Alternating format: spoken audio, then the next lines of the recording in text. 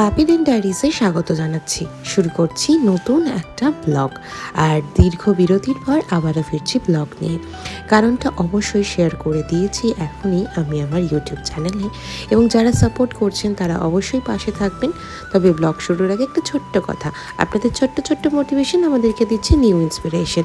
আমরা দিচ্ছি নতুন নতুন ব্লগের উপহার, তার জন্য অবশ্যই কমেন্ট বক্সে জানাতে ভুলবেন না কেমন লাগছে আমাদের চ্যানেলের ব্লগগুলো।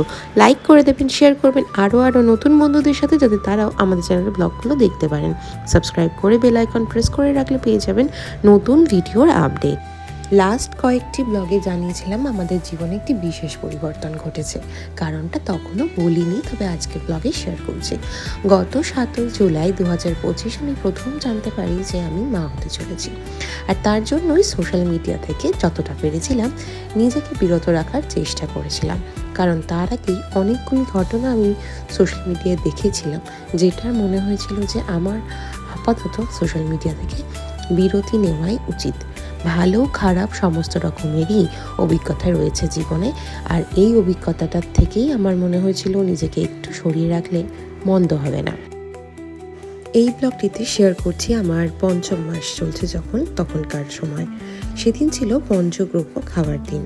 আমি খুব সকালবেলায় রেডি হয়ে 5 রকমের ফল, মিষ্টি এবং পঞ্চগ্রহ নিয়ে পৌঁছে গিয়েছিলাম এই মন্দিরে, এবং এখানে পুজোর পরে আমাকে দেওয়া হবে সেই পঞ্চগ্রহ। আর তার মাঝেই টুকটাক করে ছোট ছোট করে ভিডিও তুলছিলাম, একটু ফটোশ্যুটও করে নিয়েছিলাম। সেই ফটোগুলো অবশ্য আমি শেয়ার করেছি আজকের এই ব্লগটাতে। আর আপনাদের কেমন লেগেছে এই ব্লগটা অবশ্যই জানাবেন। আর পুজোর শেষে এইভাবেই আমাকে পঞ্চগ্রহ দেওয়া হয়েছিল খাবার জন্য।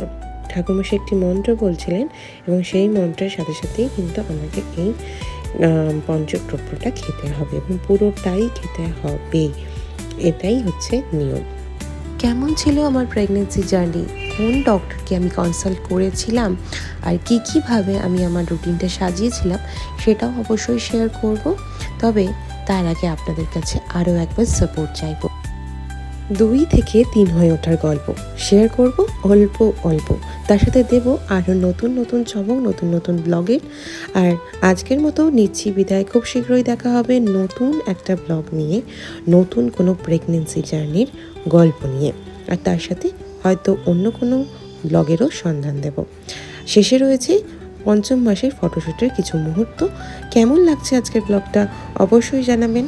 তাড়াতাড়ি নিচ্ছি বিদায়, খুব শীঘ্রই দেখা হবে। আর যাওয়ার আগে অবশ্যই লাইক, শেয়ার অ্যান্ড সাবস্ক্রাইব।